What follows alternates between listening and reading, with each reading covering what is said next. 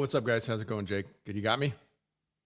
Yes, sir. Yeah, the intro is still staticky. We got to figure that out at some point. But Might be time to upgrade our cables, man. Maybe it could be just the cables. You know the way it is, man. I mean, what did we struggle with a bad dongle for like a week? Might be time to upgrade my dongle setup. Yeah, no kidding, man. Yeah, I'll be back. I'll be back at my studio for next week's show. I was just away from my house this week, so I think we'll be able to figure it out. But man, I'm excited to have this conversation. I feel like I've watched like 4 Charlie Spears interviews over the last like 3 weeks. This man has been absolutely everywhere. Bro, he's littering my timeline with his new podcast setup. It's all nice, dude. It's like we got to get into like where this setup is. Like, how do we fly into like the private island for this setup, or what's the deal, dude? Yeah. So one of the reasons I want to have this conversation is, Charlie's been a leader in the space, and it wasn't recent, but maybe sometime this year, right? You left the previous company and you decided to get back into media. I was listening recently, found out that you were a previous radio host at some point in time, which sounds quite interesting. So I'd love to dive a little bit into that, and then eventually figure out, what the Bitcoin space is missing in terms of media, and why you've decided to, go on this mission. And basically, as quote unquote, one of the podcasts that I listened to you say, you're being like the local news kind of for Bitcoin. So it'll be a little bit interesting, but it was good, Charlie, man. How you feeling? What's up, guys? Good morning, Jake and Adam and everybody else. It's funny because like I've listened to you guys occasionally, like longer than you've known I existed. So you guys have been like out here doing this shit forever. So I love to appear on whatever show you've got in whatever kind of like whatever context I represent. So what's up? Yeah, man, I appreciate it. So, let's just start a little bit from the top, while people still trickle in and we have this conversation, just give a little bit of a background of, your experience in, I guess, radio, and then how you ended up finding Bitcoin. Okay, so a lot of people don't know this. My original career path was actually in journalism. So I went to school originally to college for petroleum engineering and did not enjoy that, and pivoted to business and journalism. And I actually worked for National Public Radio, yes, that NPR, for about a year doing local news. So I ran like the local news beat in my town. Wow. And I was looking at that like as a career path outside of college. But frankly, it is not a growing industry, or wasn't at the time, and you didn't make enough money. So I, ironically, even though I left a petroleum engineering degree, started like a data mining business in oil and gas completions data. And I ran and grew that for about a decade, sold that a few years ago, started a few other businesses. And during that time, I also got into Bitcoin as a side hobby. Then after the block size wars in 16-17, I finally wrapped my head around what Bitcoin mining was, identified that it would start being integrated at the energy level and as opposed to the technical operations level.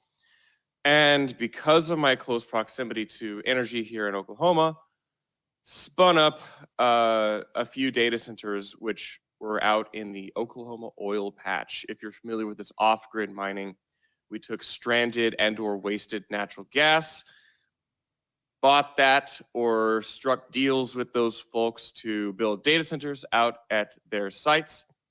This I'm papering over a lot of the complexities here, and did pretty well at that. Also built one of the largest private Ethereum mines in the country that I'm aware of. I don't like talk about as much because you're a shitcoiner. It wasn't okay to talk about. Now I can talk about it. I'm like, yeah, that was fucking me. So we did that, and so yeah. But anyway, like a couple of years ago, I just was exhausted with Bitcoin mining. It is extremely operationally intensive. I'm not an operations guy. I've got 2 great business partners for that. And I am just absolutely tired of having to solve problems with Bitcoin mining. And it's transitioning to like a different type of business. It's like requiring more of like the suit and tie folks. This is why I still have the boomer PFP, because like that's just like a business angle that I have to maintain. So anyway, I was really excited because I've always been more of a researcher guy. I'm a rabbit hole enthusiast. So that was why I found myself in ordinals, and that's why I also really then pivoted to this new era, this new landscape in Bitcoin. Joined Luxor for about a year. Me and Cypher joined, built some stuff, decided that we weren't going to be able to build the stuff we wanted to build. And he got hired by Tapper Wizards, and I joined my longtime buddy Will Foxley to expand and co-found Blockspace Media, which is a B2B Bitcoin media company, and we can talk about that. Yeah, I mean, for me, it's like, wow, why would you enter literally a dying industry, right? It's like, so that's the first thing that pops into my brain. And obviously like if you're on Twitter, you're in media, right? But this is the new media, right? It's I create content, I do stuff, then we listen to people who we trust, right? On an individual, like personal level. Are you looking at it that way? Are you looking at it like as driven by kind of individuals in your organization, or how are you framing this to kind of make sense and not to, I'm assuming you don't want to be kind of a traditional media company. How are you wrapping your brain around the kind of current state of media and how ideally you'd like to go forward? Really good question, Adam. So I would not have done this if it weren't for Will. Will Foxley, he's the founder. I say I'm co-founder, where he really understands the media landscape, and he's been able to monetize the media pretty well. You're right. Media is not a good place to be. If you look across traditional media, it's just layoffs and lack of profitability, and the industry is struggling for a model. But over here in crypto, we see a different mechanic happening.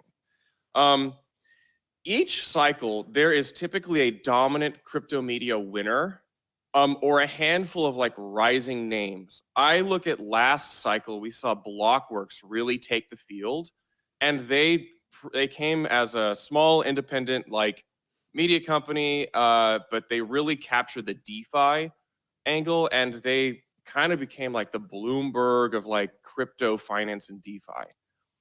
So one thing that we see that's happening right now is that there are not many like Bitcoin tenured media companies who fit into this category of independent, scrappy, and positioned more B2B.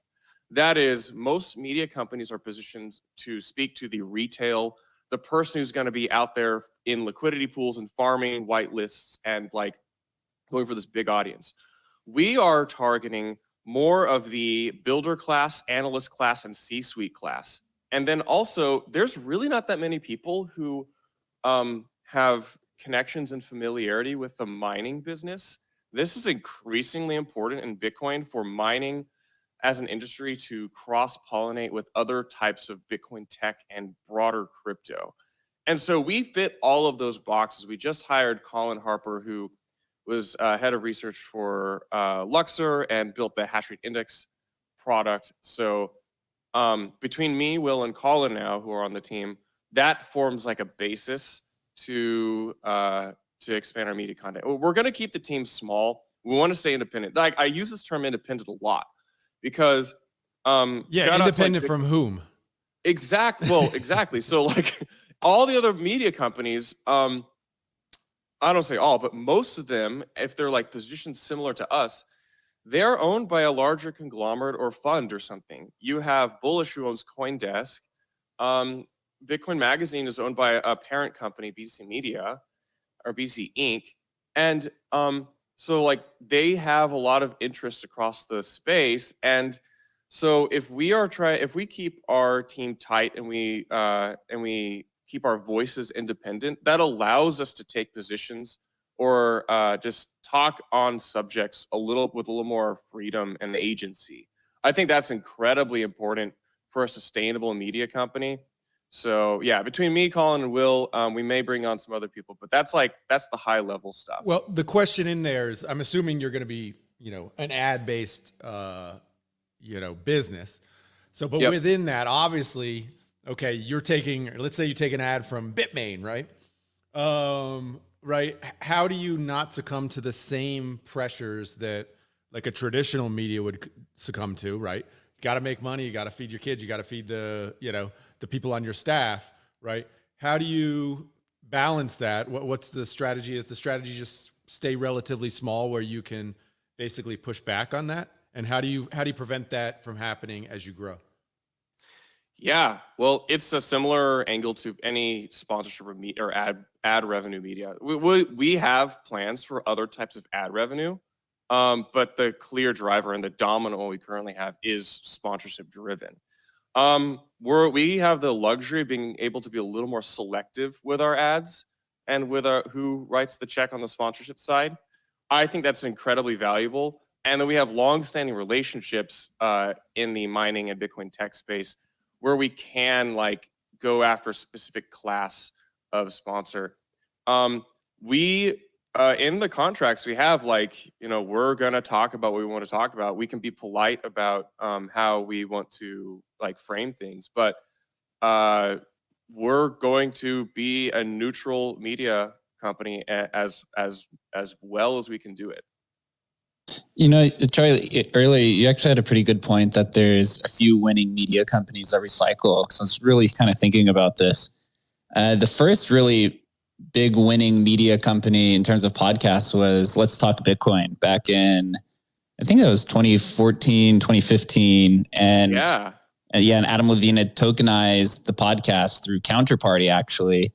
And it was so big that it ended up being acquired, I think by CoinDesk at some point. And I was thinking about last cycle, and the media companies that won last cycle was like Bankless, that was on ETH. The Defiant was really big.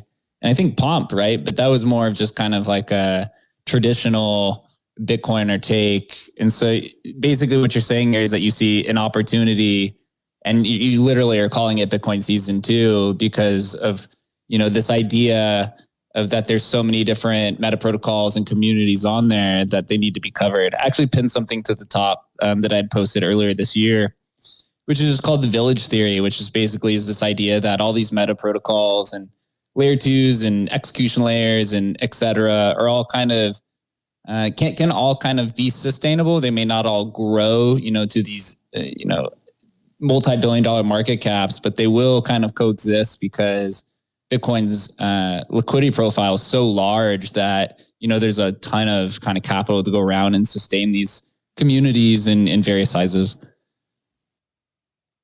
Yeah, I've said a bunch of different times, like I think that it's era of proliferation for various types of fungible token standards and layers and schemes on Bitcoin.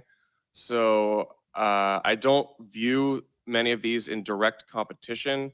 I could be wrong, but I also just think if you believe that we're going from a $3 trillion ecosystem to a $100 trillion ecosystem and up, there's going to be many, many sectors where you can find a particular niche. And because we've been in this space for a while, and because I think we have tenure and the ability to adapt, we can position ourselves in a way that is profitable. We don't have as our core selling point that we're going to sell for a super high multiple. That's not saying we can't, but I'm just saying there's a bunch of different ways. And I think me and Colin and Will's desire is really just to work in journalism and media for the foreseeable future, because not a lot of people can conceptualize of having a sustainable career in crypto that looks similar in 5 to 10 years than it does today. But I think if you consider it from a media angle, you can imagine how that'll work, because their ecosystem will shift and change out from under you, but your job is just to analyze and report on it. So I think if you think of it like that, it makes a lot of sense. And I think we're also in an era where the companies who are started today are probably actually going to be around for a long time. Obviously not all of them, but I think we're now in a time period where you can have a sponsor who sells ads into your content for years, maybe even a decade, especially if you look at the mining business. Like now you've got public mining companies who are experiencing their second halving. I think that these are going to be large companies over the future. So we can see that. It's an interesting model, and I appreciate that you've chosen kind of to almost go B2B with your ad revenue model, right? You're dealing directly with the big pockets, which are the miners, which I think is really, really smart, rather than trying to go to the, I don't know, wallet providers, right? Or something like this, where it's like, you're placing ads to, retail, right? Where you're going to need to be able to show a huge audience. Yeah, and we will sell. I mean, we will do that. It's just sure, but it's not your core. It's a good revenue. Yeah.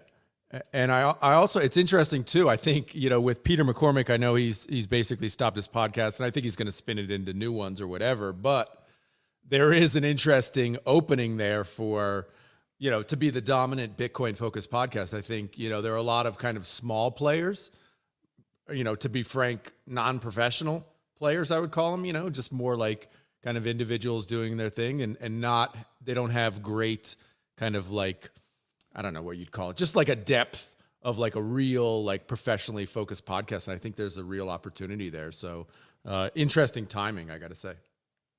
Yeah, if you look at our existing sponsorship base across our content, we have the mining pod where you have CleanSpark as the lead sponsor. You've got Foreman Mining also on there. They're one of like the miner management softwares. We'll often have like a mining hosting provider. For the Gwart Show, which we also produce, we have Ellipsis Labs as the lead sponsor, which they do like most of the settlement and backend for Jupiter and Solana trading activity. And then we'll be having a sponsor for Bitcoin Season 2 here soon. And then we have a newsletter too, which is sponsored by Fold, which is under the Thesis suite of products. So like these are all pretty like respected, tenured names in the Bitcoin and crypto ecosystem. And I think, and that's kind of like our core partnership deal. Does anybody read newsletters anymore? Anybody raise your hand in the audience? Well, that's what I'm saying. Anybody read newsletters, bro? Well, that's what I'm saying. I was like, this is B2B. So we want the boomer class to sign on. We want the Gen X's, I guess, to read this. So this is where like the B2C doesn't like, the audience here might not understand it because they hop in Twitter spaces. We're like, we want to do like traditional media a bit better. Yeah, it is true. The only time I read newsletters is really, they're usually like quarterly or monthly updates that are generally from protocols or different type of businesses that are generally sent to the email. And it's like a quick 10-minute read, kind of bullet point. It is, I do want to say it's funny that, CleanSpark's one of your sponsors. Their headquarters is down here in Vegas where I live. And I've had Zach on my show before and hung out with him a few times in person. Really, really, really cool guy. Leading into, the coverage of Bitcoin, I'm kind of going to divide this from, UTXO chains and then, proof of stake or smart contracts, where I think it's a little bit easier to classify the domains of the different industries or markets that are on top of it. Whereas Bitcoin, right, because there's no standards, there's a lot of creativity and there's a lot of, uniqueness to it. So what is your approach or Blockspace's Media's approach to ensuring that the right teams, the right protocols, the right newness, or the right type of technologies is being covered? That's a really good question. We do not currently have an official written down list of editorial standards, although Colin is currently working on those. Right now, it's kind of a vibes thing. We just use our own judgment to talk about this. One guiding light, and I think this is where we can differentiate ourselves from other folks like Bitcoin Magazine, who are like my favorite media company in this space. It's like a Bitcoin only company, at least. Is that like I'm not afraid to talk about tokens, and I'm not afraid to talk about like this new blended crypto world. And one of the like heuristics I use does it represent economic activity on Bitcoin? Because if you broaden it to, we're going to analyze Bitcoin from like a business perspective. We're going to look at the business of building on Bitcoin and business of block space. then I can talk about meme coins. I can do a whole episode with Leonidas and talk about dog. It falls under that purview. I can talk about layer twos, even if I think it's a totally bullshit layer two. If it represents $500 million in like locked liquidity, like that's significant. That's a bunch of money. So if you define the editorial standards a little more broadly, you can take your idealism, of which I have a bunch, you guys know this, and I can put it over here, and I can have a more neutral approach to just like covering these things. And I think that's a pretty good way to view it going forwards. We have a question, well, a comment. Chepe in the live stream is asking, or stating, hey, there needs to be a traditional analytical market to merge with a crypto media and analytical company. How do you look at like analytics from the mining side and stuff? Is that a big part of what you guys are trying to produce, is kind of like, you know, with the newsletter and that sort of thing? I would think that would fit there. How do you view that from like you guys from producing like analytical style documents and media content? Is that a big part of what you're thinking about? So as it pertains to mining, yes, that's exactly one of our core products that we want to offer. I mean, as we speak, I know Colin's listening in the audience. He's on another monitor. He's got the 10 Qs up, and he's going over data collection. And so that's easiest to put in a regularly published report. To turn it into like a dashboard type metric and represent the mining industry, that can be a little more work. So I guess we're going to see what that looks like. But 100%, man, like metrics power analysis, data collection is one of the biggest challenges for the like mining industry. So I think we can do some interesting, unique stuff there. I think because we're independent, we can do a lot of like more like collaborations with other folks in the space. So like if it were just like a big like publicly traded mining company, they're competing against like all the other mining companies to attract shareholders. But for us, we can be like, we can go to everybody and say, can we like what does it look like inside your operations? We can anonymize it. It can at least power stuff that like we produce. I'm not saying that's exactly what we're going to do, but like we can take that angle. And because Colin in particular is so well connected and tenured in the space, like he's able to produce really cool, insightful stuff. And so I think, yeah, we'll be doing that a lot. I would love to do that across like the broader Bitcoin technical area. But there's some other companies who are like absolutely kicking ass right now. The Dunes, the Genie Datas, the Runes.com and the Magic Edens. But I think if we could like start pulling from those, we could aggregate some great data. I've been podcasting for almost 4.5 years now. I know Adam's been podcasting for even longer. All of us on stage we're journalists internally, and I've learned, through this space, if you're building a company, you almost have to be a journalist at some point in time. You have to do the market research, and then now you have to get on spaces and you have to share your insight with the community, right? So there's kind of this two-pronged approach here that didn't really exist in the traditional world, and now it exists in the crypto space, and then it'll proliferate to other industries as well. One thing that I've noticed, or at least through my experience, is sometimes it's tough to get in contact with some of these, larger kind of profile individuals or, publicly traded companies. Sometimes you go through like a cold DM, right? Or sometimes you have to go a roundabout way of playing game of telephone and going through 4 different individuals. What's your approach, or Blockspace Media's approach to getting in contact with, some of these harder to reach people, or, the ones who are generally the high profile individuals or teams? Yeah, I empathize with that, Jake. If we were to roll the clock back like 4 years, 4 years, and I was just an independent Bitcoin miner in Oklahoma, I felt very outside of the insider Bitcoin conversations. The Ordinals event lifted me very prominently in the space, and just through a series of kind of accidental relationships, I ended up in close proximity to a lot of the people who've really like won the popularity contest over the past 2 years. I say this in a good way. I say this with the Casey Rodamores of the world.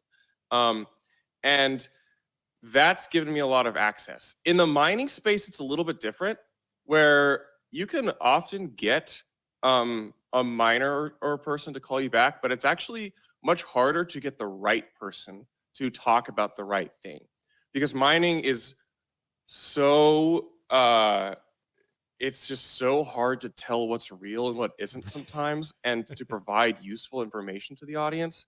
So having a really good filter and judgment for that type of content is really important.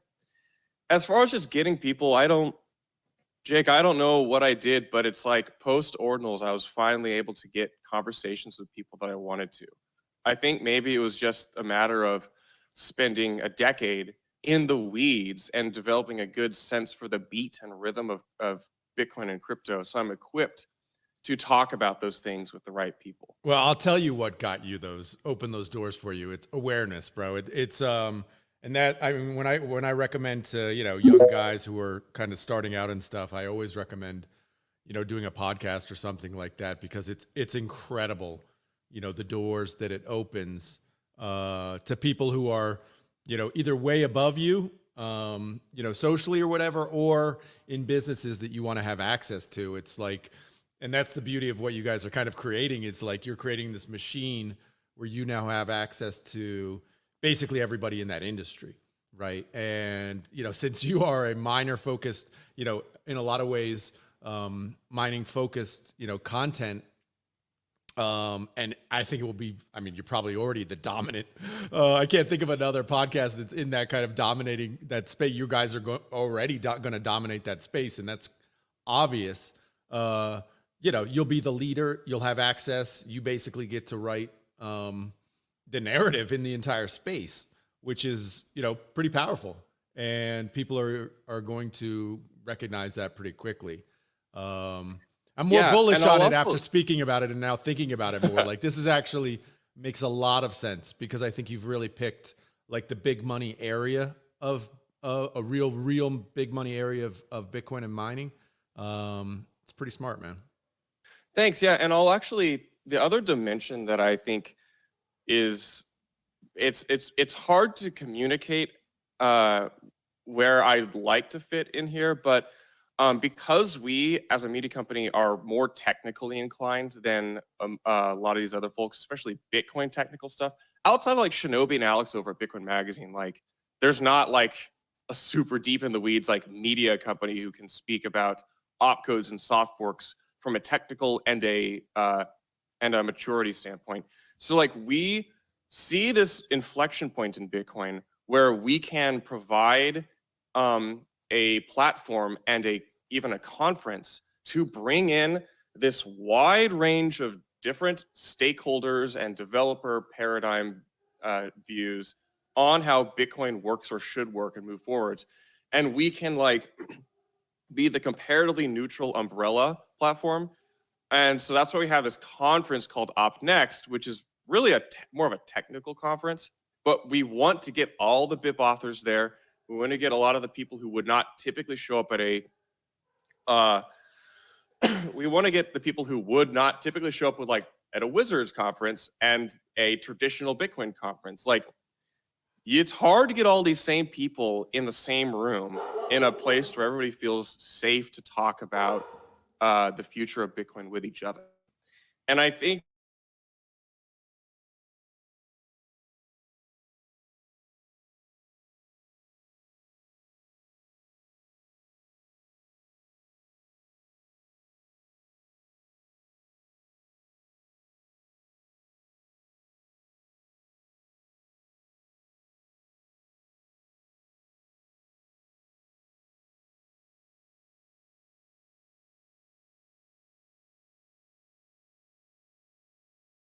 for the past 4 years, and it's like now gone. Bro, which is crazy. Let's talk about that. I know you guys love drama, so bro. let's do it. Yeah. I mean, it seems to me like if I were going to shutter a part of a business, my media arm would be in this day and age. My media arm would be the last one to go, right?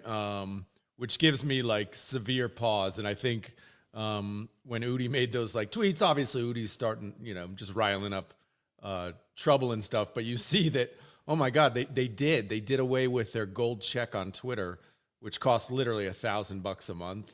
Like, I get it if you're a 2-person startup, but if you're like a real company, like, really, that you cut out the $1,000 a month one.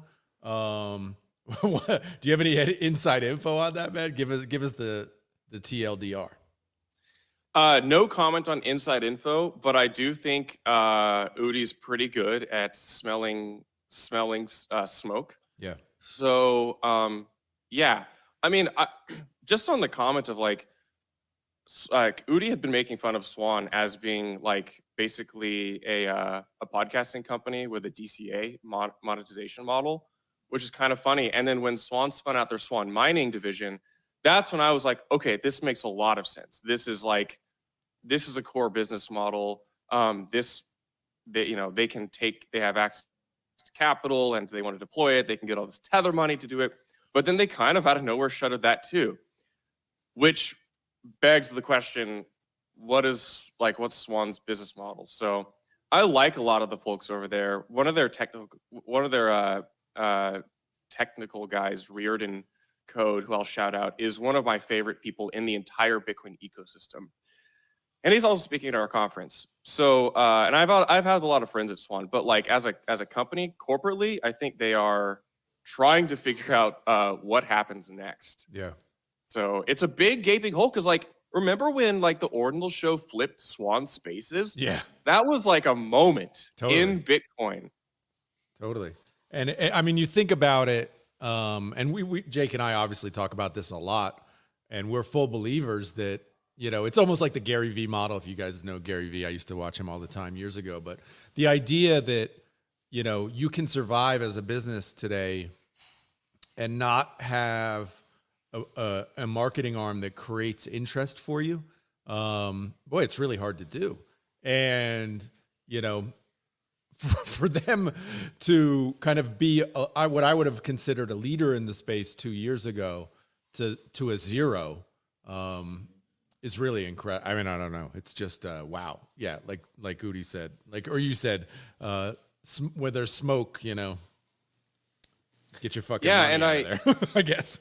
Yeah, I mean, I'm not actually worried about the Swan Treasury. I think, yeah, that's all us. I don't want to do any like treasury liquidity FUD, but I mean, good Bitcoin companies encourage people to get their money off their platform, which is funny because it makes me wonder if that's actually a good long-term business model.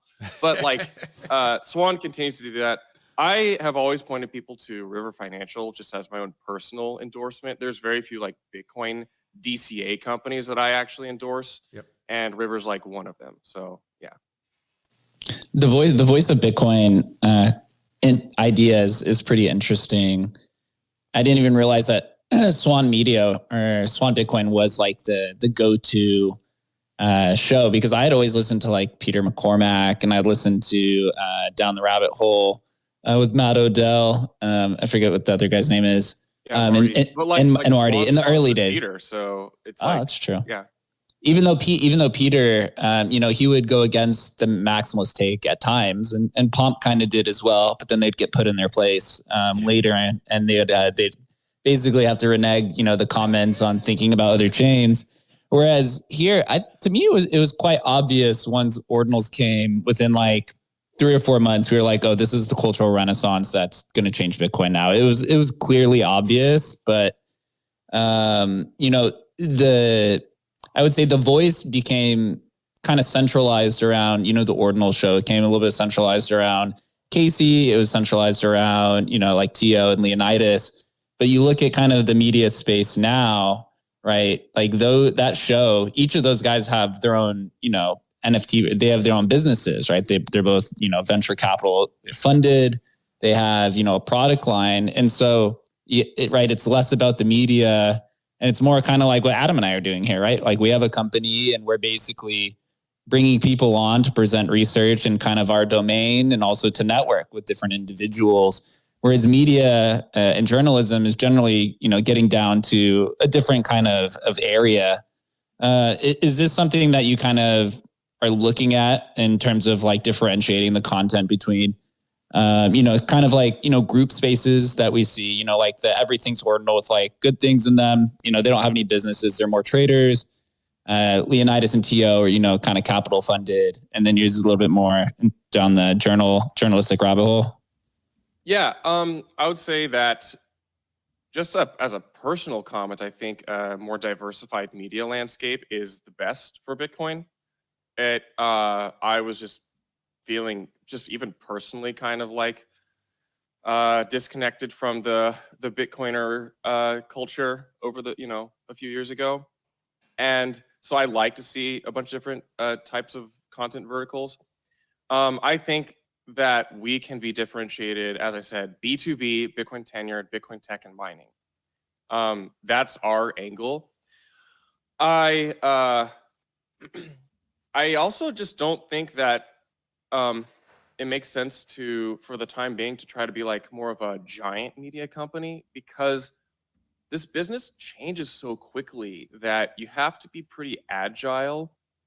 And it makes a lot more sense, I think, to hire people as opposed to like try to build out an ordinals division in the company, and to find people who can like cover that beat. It's kind of like an independent, like any kind of independent journalism outfit.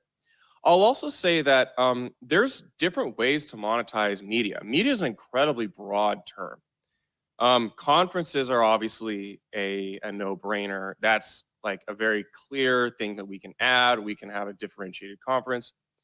But we also have, we're also spinning out like a professional network. This is maybe a little bit not as applicable to your audience here, but if you think about the amount of like white collar people who are coming into Bitcoin and crypto who they don't really know anything, they just want to have like a group chat, which is reliable and provides them information that they need, which probably looks like other types of professional networks in other businesses. We can do that for Bitcoin. And so that's like a blocks-based professional network. That's something that will be growing over the next several years. Yeah, we want to populate that with developers, miners, venture, because there's not really a shared place for all those people to talk. And I think we can do it, because this is already what our DMs look like. I mean, all of our DMs is just this huge like mess of like people across the wide range of the Bitcoin ecosystem. So I think all we have to do is just funnel that into a channel that we can pay gate. A professional network's pretty interesting. You can also do something like a consulting kind of, you can have like a consulting sidearm as well. Once you're making the connections, people are going to reach out to you to say, hey, can you connect me with this person, right? Or, can you get this person on my podcast? Or you're the most experienced miner that I know that, I can access. Can you come in and kind of work on our projects? Have you considered at all, the tokenization of the podcast? Something like Let's Talk Bitcoin has tried to do. I tried to do this also a few years ago and realized it's actually quite difficult in the token model. But as more tools are created and as there's more kind of notoriety given to Bitcoin Season 2, the idea, maybe there's some opportunity to integrate ordinals or whatever the kind of winning meta protocol is. Definitely not looking at tokenizing anything. If you just look at like historically, the only company who even got any kind of traction doing that was CoinDesk, and nobody remembers that. So that's not. I also think like we already like rolled the dice a bit as far as like criticism and proximity to the shitcoinery. So I don't know if tokenization, but as far as like having various like gated sign-ins, like if you own some NFT or something, I'm a believer in that model. We'll have to see if that works for like something that we do. That's currently not on the short-term timeline, but I do believe in like membership models. And so what does a membership model look like in the Web3 world? It's unclear, but I am a believer in that general idea. Yo, Pedro, what's good, bro? Good to see you. Hey, man. Good to be here. What's up, Pedro? What's up, Charlie? Yeah, I just wanted to, this is a great spaces, by the way. I just wanted to weigh in. I had Charlie recently on my podcast talking about these sort of stuff.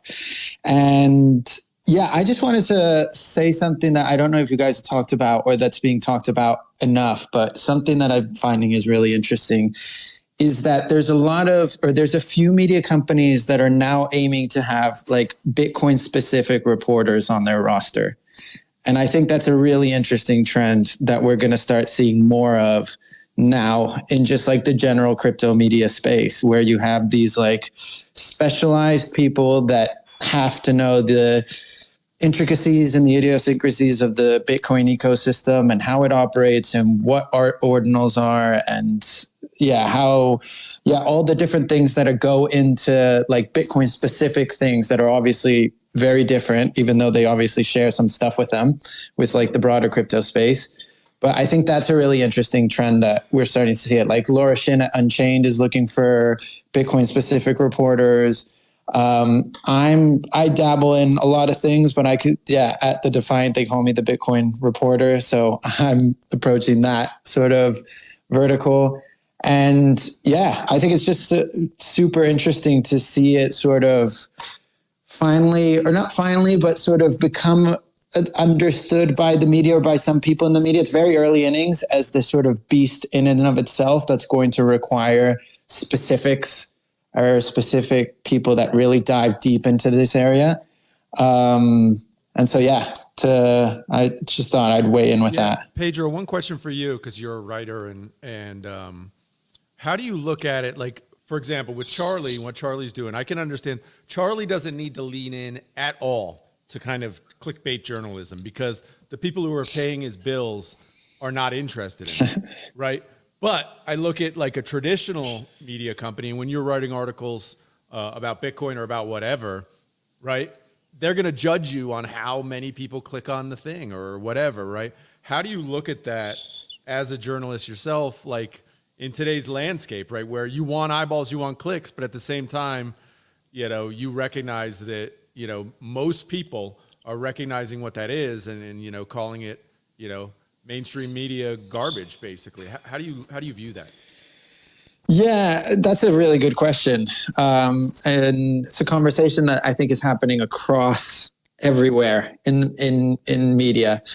And I think you just have to accept that to be able to pay the bills, you need to be putting out more you need to be speedy and you need to prioritize speed on some things. And then that'll give you enough leeway or runway to be able to hand off some of the reporting to sort of longer deep dives and features and that sort of thing. It's unfortunate, but it's an industry that's very price driven.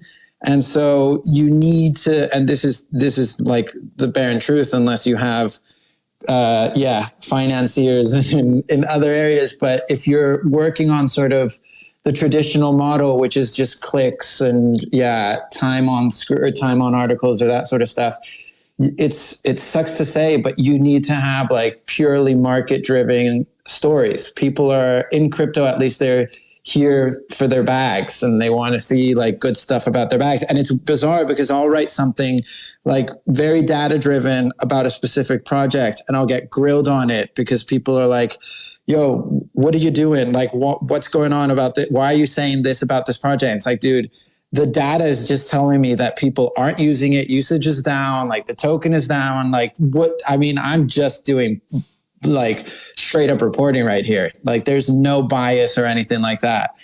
But back to your question, I think it's really tough because you have like this independent, there's a sort of like, I think that crypto industry is very self-serving. And so everything sort of gets tossed around. And so there's people that read us because they want to read us and they want to find out more about their project.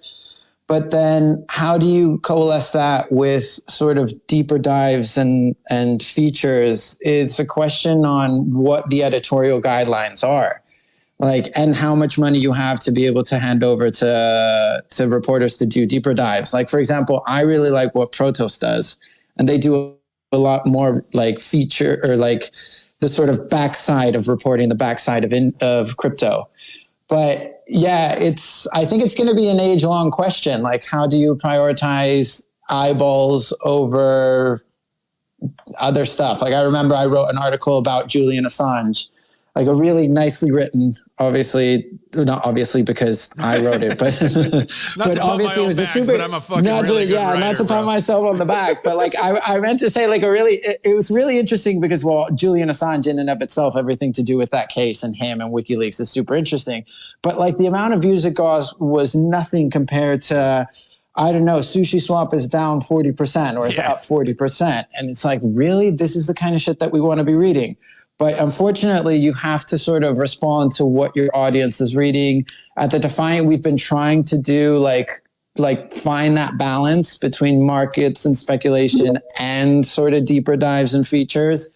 This is a conversation that I have with editors and journalists at all other media companies. And they're like, yeah, it's just the reality of being a hyper financialized industry, and like finding that balance, I think, is the toughest thing that companies are having to deal with right now. I hope that answered your question without my disgusting plugin.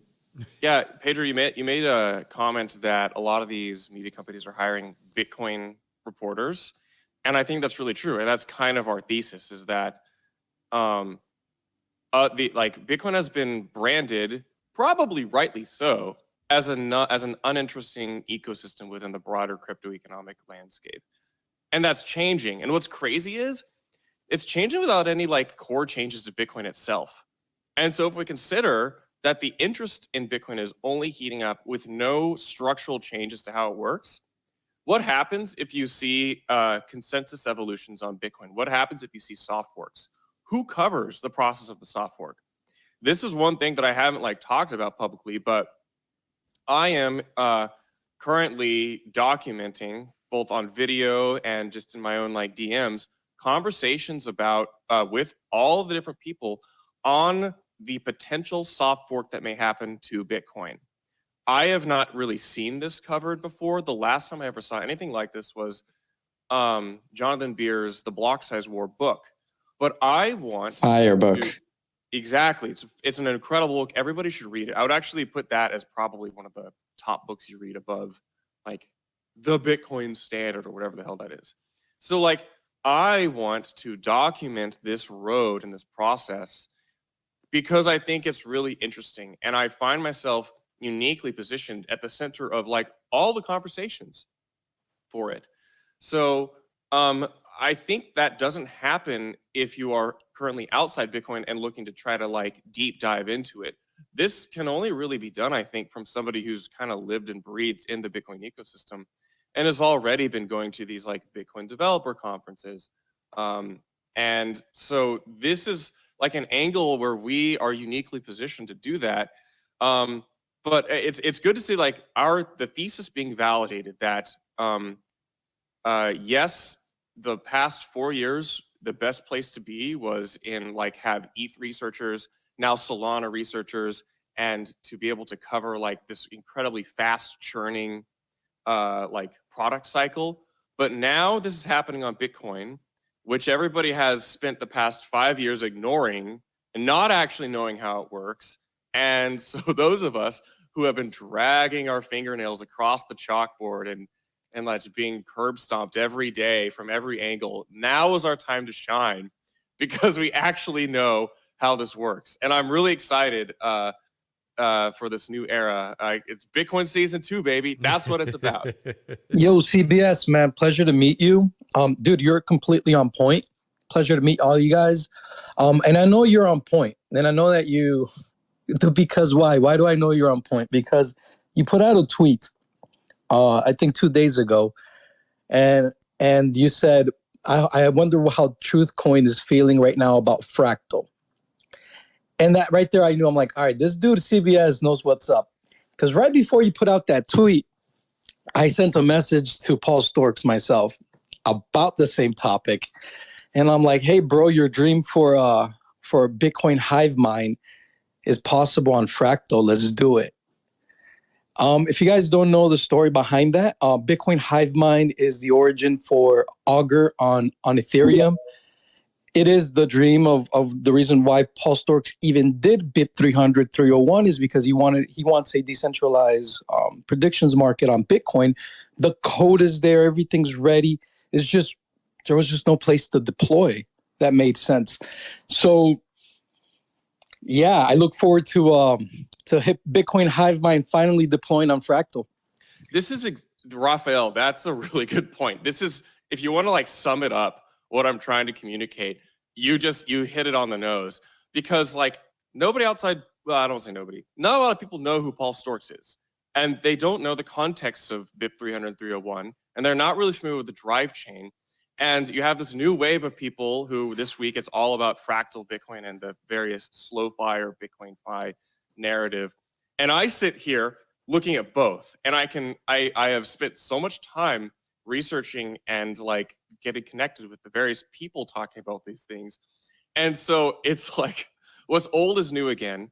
And there's not a lot of people who know that these are conversations and ideas which have circulated for a long time.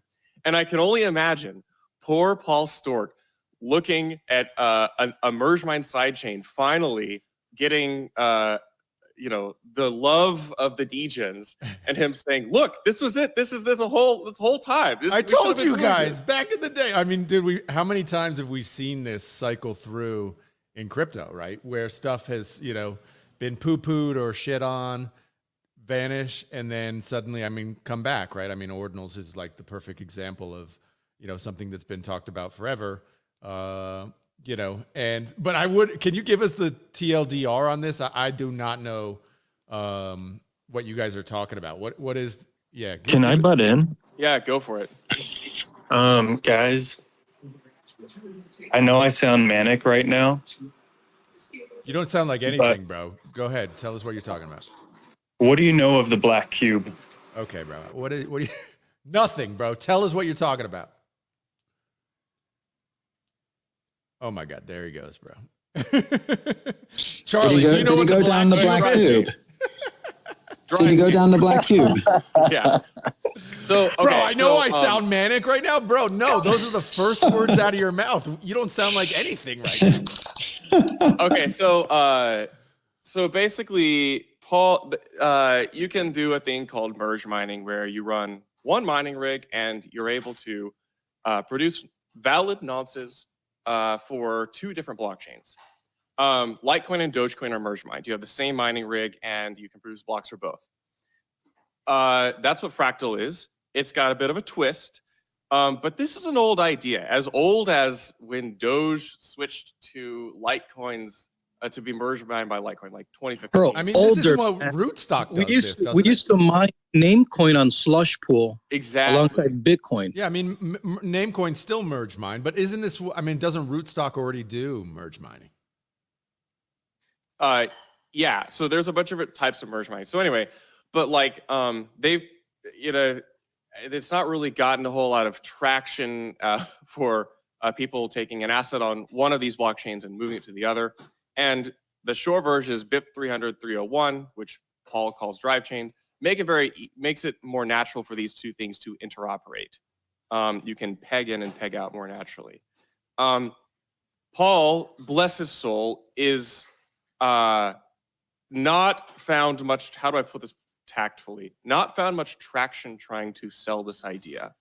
And he's like butted his head against the wall. He raised some money from some people recently and started, Twitter account memeing about it and found a little more traction, but not like a whole lot of push, not a whole lot of momentum. So here it is, a company from the Ordinals ecosystem who is pretty much like the titan of the Ordinals ecosystem, launching a merge mine sidechain, and it is the talk of the town.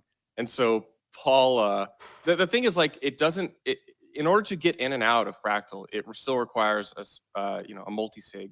You got to trust the counterparty. That's a whole nother conversation. But I think it's just funny that Ordinals is basically speed running all the ideas from Bitcoin talk up to like 2013, and we're just seeing them actually find product market fit. Is this a sustainable product market fit? Who knows? Well, that's funny. Like if you like the amount of alpha on Bitcoin Talk is absurd. Like everything that we've talked about, if you take a little bit of time and you jump on Bitcoin Talk, you're going to see everything that we're talking about today being talked about fucking like when that was happening in full force, you know, like 2010, 2011, 2012. If you go through, like, I highly, highly recommend people jump on there and see the shit that people were talking about. And it's absurd. You're going to be like, wait, isn't that what we were discussing last week? And they had these answers. And honestly, it was a much more like stimulating conversation because it felt just more real and genuine. And they didn't have as much like connectivity as we have now where everything's just flying around and you have to deal with all this other stuff. It was like far removed from it. So yeah, Bitcoin Talk is a treasure chest of information there. Yeah, and it was just as, like, the funny thing is, like, culturally, Bitcoin was just as weird and kind of toxic back then, but it wasn't toxic in a way that drove a monoculture. And that's what I would say distinguishes the past several years, in that on Bitcoin Talk, you have people with the wildest ideas coming at this, and they were like told they were an idiot, but like the ideas were still talked about. Yeah. And it's not like that didn't happen at all in Bitcoin. It was just getting very, very narrow as far as like what you could even discuss on a larger stage. Totally. And I think, I mean, we've talked about it a bunch, but I think that's the biggest thing that Ordinals kind of facilitated is this change in culture where now we're talking about stuff again. And I think that's super bullish. Although I don't know, is Fractal going to be the next, I don't know, programmable runes where it's like not talked about in a week, like we completely forget about it in a week. And actually my question also goes back to, again, isn't this just exactly what Rootstock? Isn't Rootstock the same thing, but without a token? Like, isn't that the same? Or am I missing something? Rootstock is merge mined, but it's EVM compatible on the other side. Whereas Fractal is just basically a faster blockchain. Yeah, but why would we want that? Don't we want to be able to do smart contracts and stuff? Like, I don't get that. Explain that to me. Well, it's because there's a difference between being, bridging in Ethereum technology into Bitcoin, right, versus exploiting technology that is native to Bitcoin, proper to Bitcoin itself. Because it turns out that you really don't need these meta protocols at all with Bitcoin to actually execute these smart contracts on chain. Sure, they do help in verifying, but the way Satoshi laid it out for us was that the infrastructure in Bitcoin has always been superior than anything we've ever had in Ethereum. Satoshi is a Satoshi, and you don't need a third party to trade Satoshis. That's the whole point. So whether they be colored or not. So that's really what's happening here, because it's a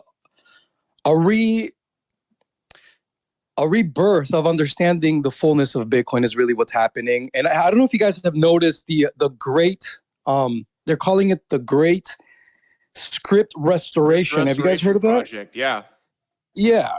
So it's going back to the same realization that the vast majority of the crypto space faded Bitcoin completely. If you really want to be honest about it, that's really what happened. You know, we were told that if you wanted to do all these things, you have to go use banking software with the account-based model, as in it with Ethereum. All in all, Satoshi gave us something that was superior in every aspect. And so that's why there's so many implementations focusing on on-chain development within Bitcoin, on embracing the computation of script on-chain. So there is a tension happening because the VCs were sold second layer solutions, but everyone already knows that the best architecture for scaling is the blockchain itself. The proof of work blockchain itself gives you the most security, and that there's just simply been a lot of ignorance about Bitcoin itself proper. But how smart contracts, man? Bitcoin's always had the ability to compute script. Yeah, and that's the big deal here. That's really what's happening here. Jeremy Rubin, a great Bitcoin developer, you should follow him, will push back and say Bitcoin has always had smart contracts, but it's within Bitcoin script. Like, they compute down to a stack. and basically it tells you you can spend that UTXO or not. So it's not had like smart contract structures in the same way Ethereum has had, where you can interact from the outside with this smart contract. Again, I almost wonder if smart contract is like actually a very useful term. I think one of the big trends that we're seeing, and I would hope we continue to see, is us like pulling back and asking what the actual words and terms we're using are.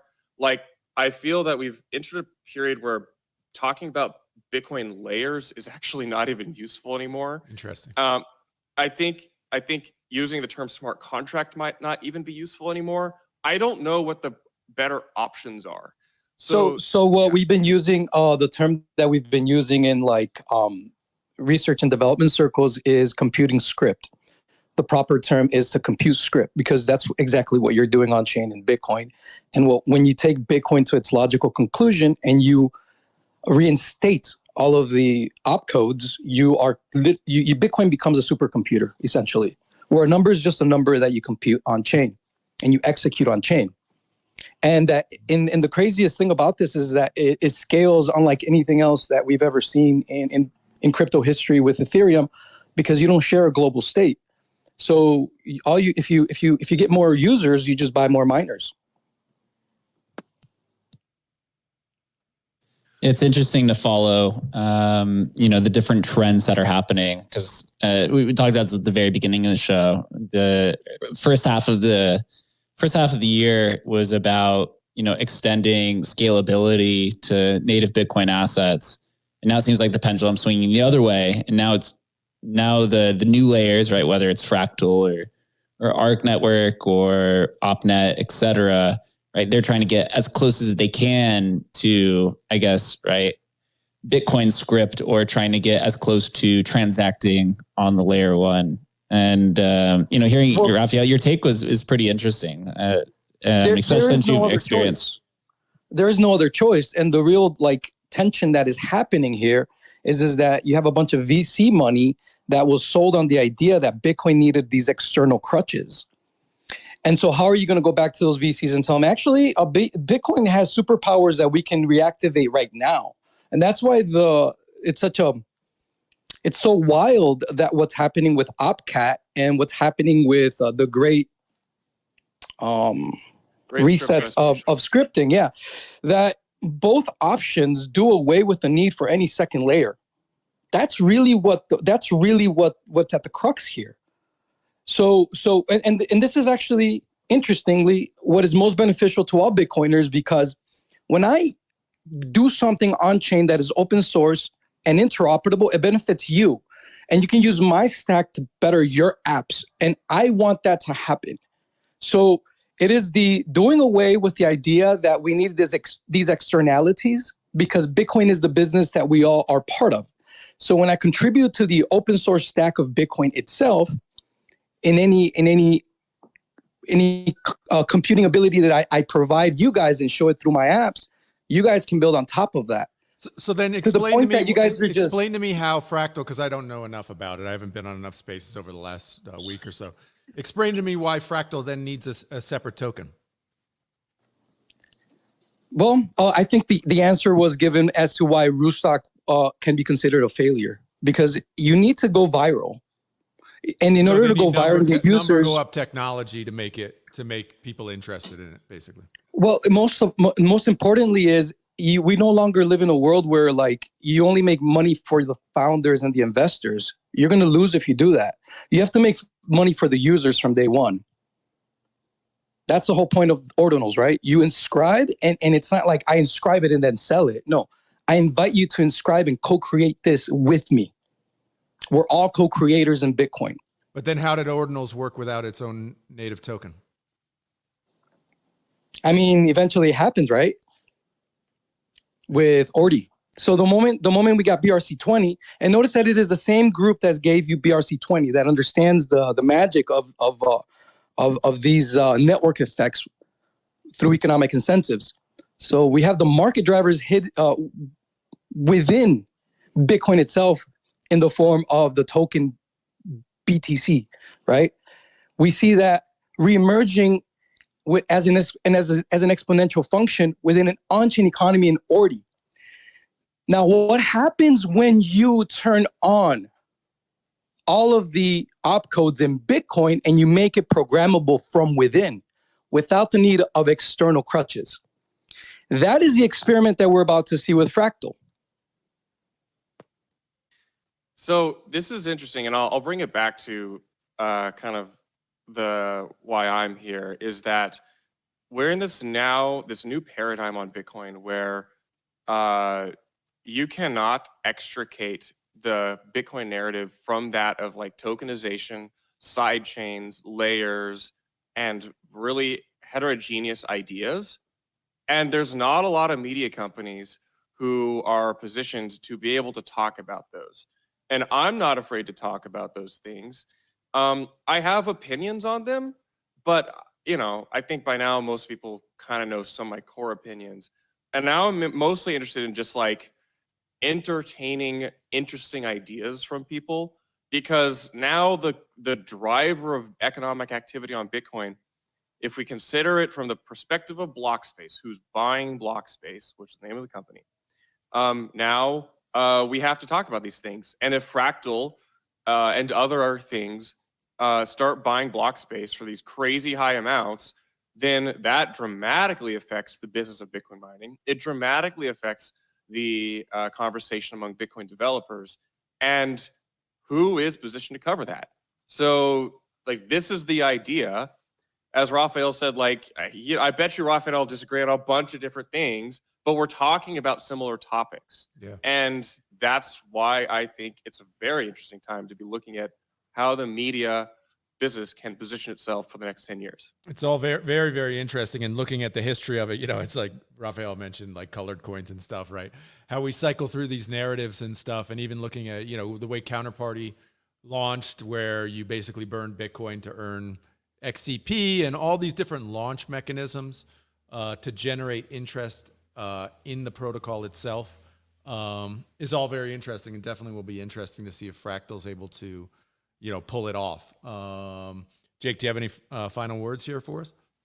No, I just wanted to note that I love how Charlie was able to pull out that conversation and bring it back to the main point. That's that's a sign of a very good journalist and podcast host. I have to say, it was really good. It was really good, bro. It was really good. No, Charlie, I really appreciate this conversation. Also, Pedro, I'm glad you came on stage, as we've been in contact over the last year. So it's awesome to see both of you really grow in the space, especially Charlie, and big fan of what you're doing and the takes, and really just bringing the idea that Bitcoin needs more honest conversations, even if you disagree with them. The decentralized nature of it really has opened the opportunity for media companies to come in, or if you're an individual creator, content creator, or journalist like Pedro, to come in and really seize the opportunity and dig in and find that very useful information and present it to the community. So really appreciate you for coming on today, Charlie.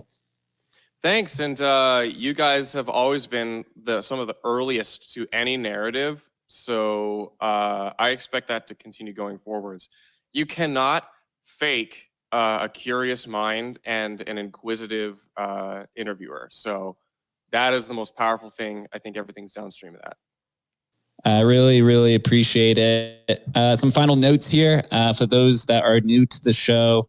Adam, myself, and Chris, who are on stage, who work at Emblem Vault, the leading cross-chain NFT protocol in the industry. We host the show Tuesday through Thursday at 11:30 a.m. Eastern Time. We have awesome conversations like this, bring on new trends.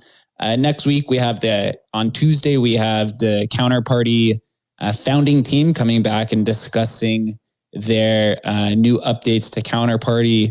I believe they're calling it 2.0. We're going to have a name coin space, and I believe we have OpNet on Wednesday. So full slated week.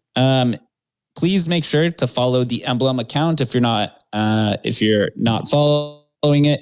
We have a lot of stuff coming in store over the next few months, including one of our multi-year campaigns we're calling Op 900,000. More details on that coming in a few months, but it is going to be a blast. Appreciate everyone on stage and everyone that's down in the crowd. Have a good Thursday, and we'll catch you back here Tuesday at 11:30 a.m. Eastern Time with the Counterparty team. See you guys later.